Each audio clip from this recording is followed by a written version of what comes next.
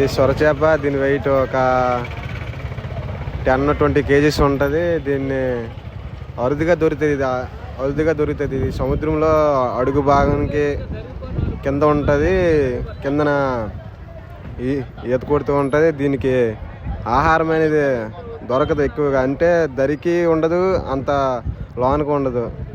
ఈ కిందన ఎక్కువగా ఆహారం ఏదైనా ఉంటే తింటుంది. దీనికి ఆహారం అంటే ఇది ఏంటి ఉంటుంది?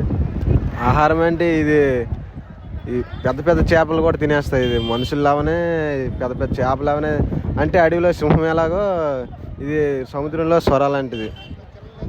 దీనికి ఏదైనా భయపడాల్సిందే, ఎంత పెద్ద చేప అని దీన్ని చూసి భయపడాల్సిందే.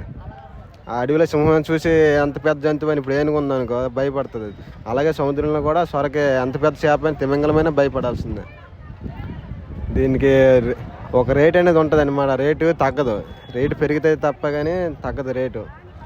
ఆ ఫిక్స్డ్ రేట్ అనేది ఉంటుంది. దీని రెక్కలు, దీని తోక, ప్రతిదీ దీని యూజ్ అవుతుంది. దీని ప్రతి పార్ట్స్ కూడా దీని ఏదో యూజ్ కింద వాడతారు. మెడికల్కి కానీ ఏనికైనా తినడానికే కానీ దీన్ని ఎక్కువగా పిడిపి కోసమని వాడతారు. పిడిపి అంటే తినేదే వంట. ఆ పిడిపి అనేది బాగా వేడి చేసుకొని అంతే వండుకుంటారు అనమాట. చాలా బలం కూడా. దీన్ని చాలా బలాన్ని కూడా ఉపయోగించారు. ఇంతకుముందు పెద్దలు ఇలాంటివి కూడా తినేవారంట. అందుకే వాళ్ళు అంత వెయిట్, అంత బలంగా హైట్ ఉండేవాళ్ళు పెద్దవాళ్ళు అప్పుడు.